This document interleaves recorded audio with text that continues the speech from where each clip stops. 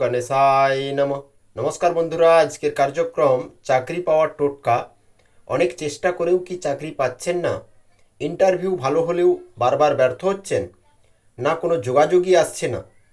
আজ আমি আপনাদের বলবো কিছু বিশেষ জ্যোতিষ টিপস, যা করলে চাকরি পাওয়ার সম্ভাবনা অনেকটাই বেড়ে যাবে। পয়েন্ট 1, চাকরির জন্য সূর্যকে শক্তিশালী করুন। প্রতিদিন ভোরবেলায় তামার লোটা নিয়ে তাতে জল নিন এবং লাল ফুল নিয়ে সূর্যকে অর্পণ করুন। এবং রবিবার দিন লাল কাপড়, গুড় বা গম দান করা সৌভাগ্যকে বাড়াবে। সূর্যকে জল দান করে গায়ত্রী মন্ত্র জপ করতে ভুলবেন না যেন।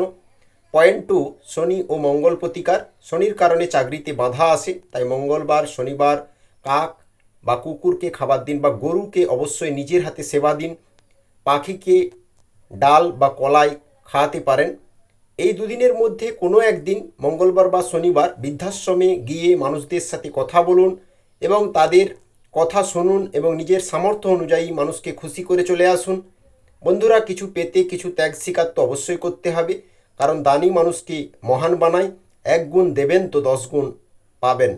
পয়েন্ট 3, মঙ্গলবার ও শনিবার মন্দিরে প্রদীপ জ্বালিয়ে আসুন। হনুমান মন্দিরে অবশ্যই প্রতিযোগিতায় সাফল্য মিলবে।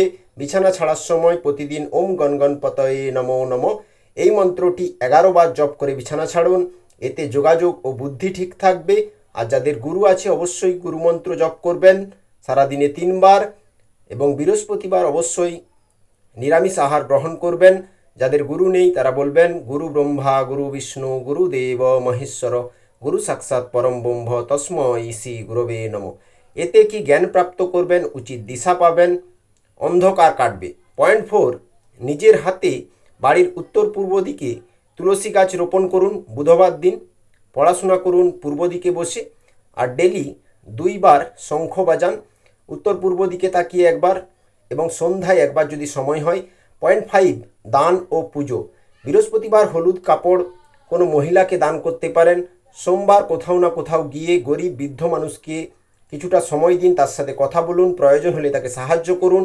হাসপাতালে অসুস্থ কোনো ব্যক্তিকে সাহায্য করতে পারেন। এতে আত্মবিশ্বাস বেড়ে যাবে এবং চাকরি পাওয়ার সাফল্যের সম্ভাবনা প্রবল হয়ে উঠবে।